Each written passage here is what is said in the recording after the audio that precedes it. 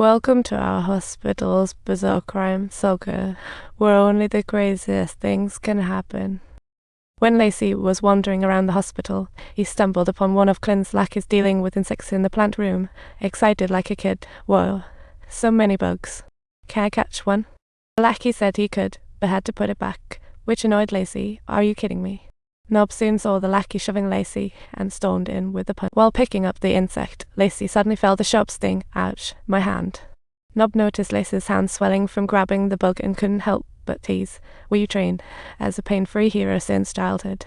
While checking records, Nob discovered they had a type of ND2 demon named Abaddon inside them, like a frog soaking in warm water, truly lazy to move.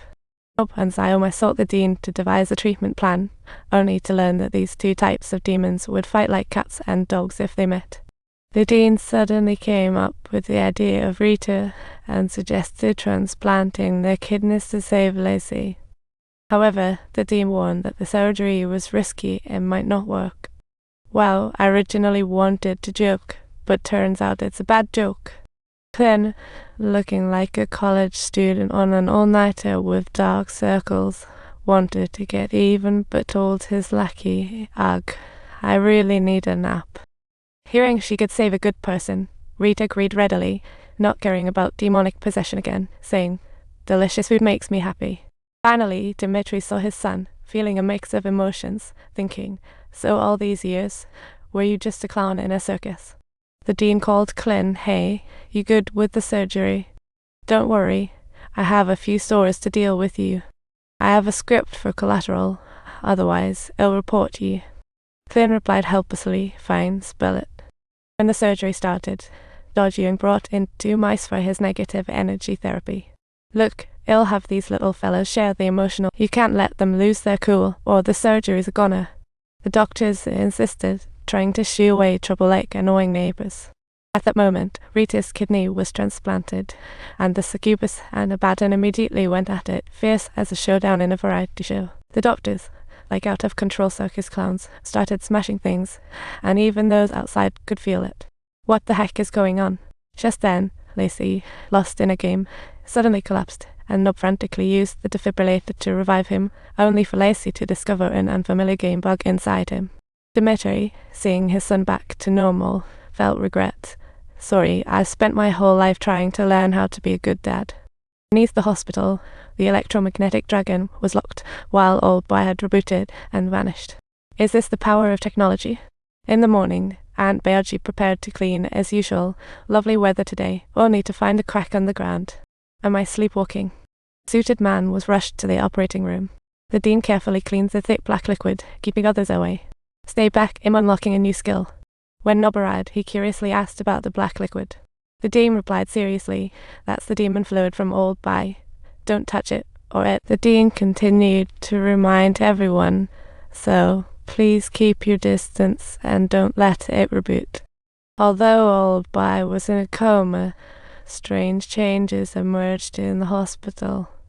The receptionist saw black liquid oozing from a crack in the wall. This can't be good, right? Only to be sprayed when she got too close. Well, that Clint found the Dean to ask the truth. Is this black goo coming from Old Bai? The Dean explained, "Yes, the demon without a host is dangerous, but there's a barrier so it can't escape. The key is that only someone possessed by Lucifer can be the hospital's head physician." Then the Dean said, "A new patient was admitted yesterday, and his right hand is uncontrollably munching on food all the time." While Nob and Zyoma were examining, the ceiling suddenly cracked open, forcing them to pause the treatment. Suddenly, Clint's voice echoed in the hospital broadcast.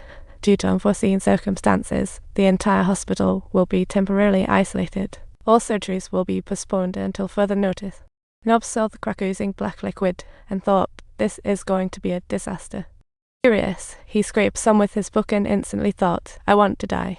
He uncontrollably climbed onto the guardrail. Who am I? Dodgyung swiftly pulled him down, causing Nob to faint instantly from the severe pain. When he woke up, he found himself in a hospital bed. "You're finally awake. The ND12 demon inside Old Bai is out of control."